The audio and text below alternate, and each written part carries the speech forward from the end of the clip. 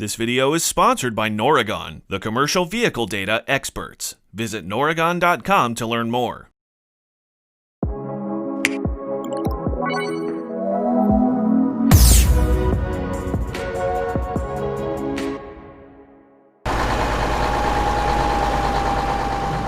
This is the world that is so often talked about in trucking today.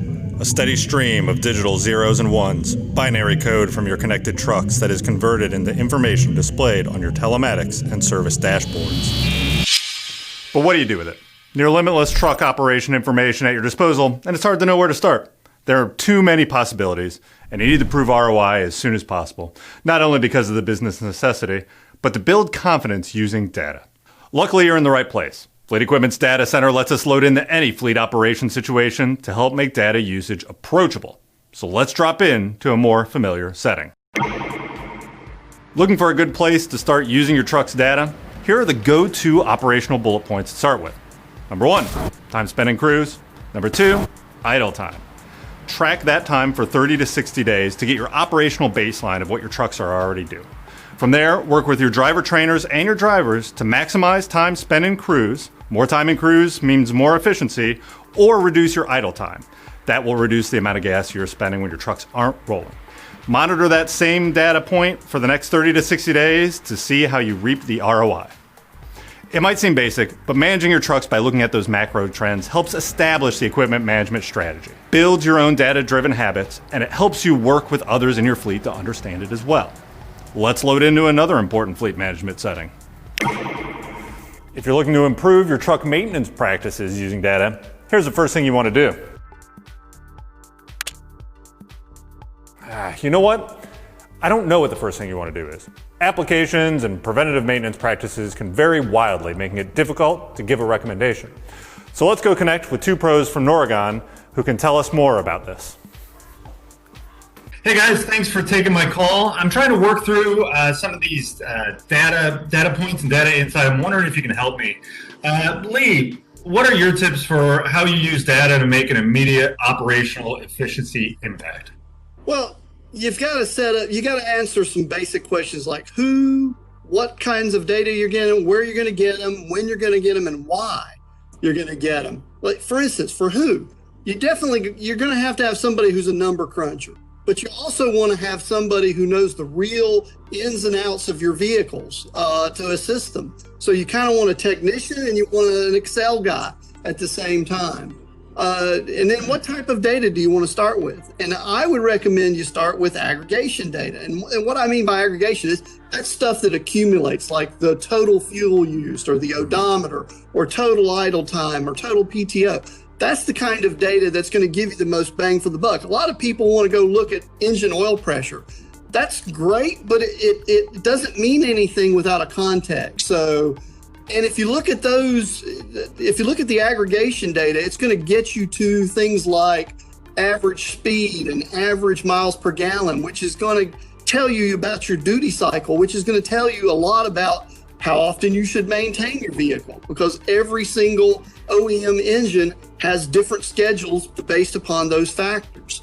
Now, when do you get this data? Well, you've got to get it at a regular interval. You can't just get it whenever the truck shows up with a problem, because if you do that, you're not going to get enough data to see trends and to be able to see how the vehicle's performing over time.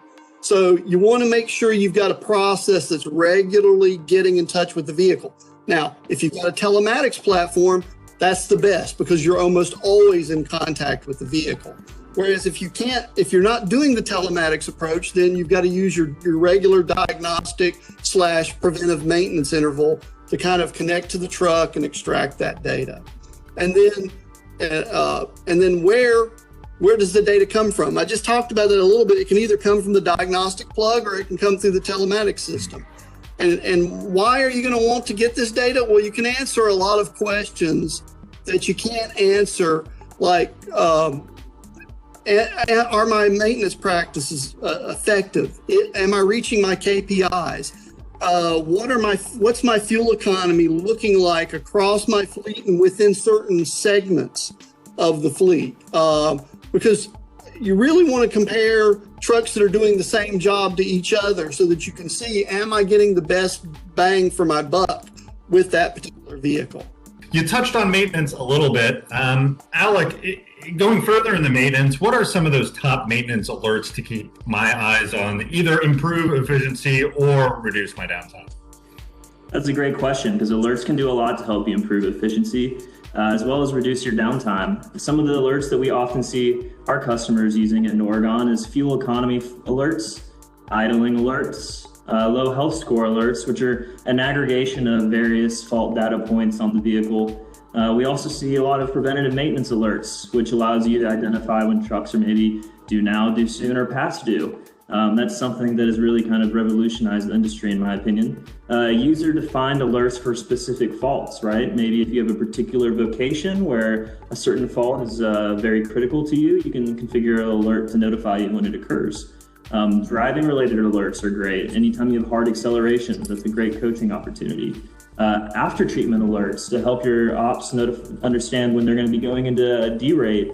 One cool thing we can do in Noregon is a remote DPF regeneration. So that really makes an after-treatment alert extremely powerful.